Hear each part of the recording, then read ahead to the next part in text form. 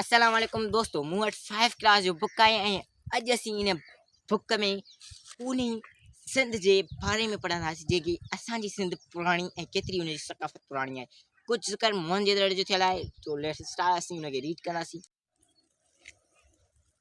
सबक़ आहे मोहन जो दड़ो। सिंधु माथिरी जी तहज़ीब दुनिया जी क़दीमी तहज़ीबनि मां हिकु आहे।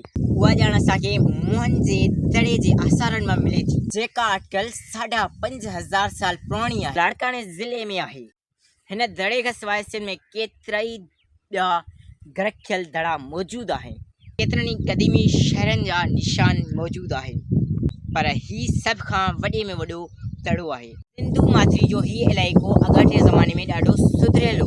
हिन वक़्त जा माण्हू होशियार ऐं ॾाढा हुनरपसंद ऐं हुनरमंद हुआ। घरनि खे खोटी ॾे कुझु चांदी जा ज़ेवर, ट्रामे ऐं ठिकर जा थांव पुण मिलिया।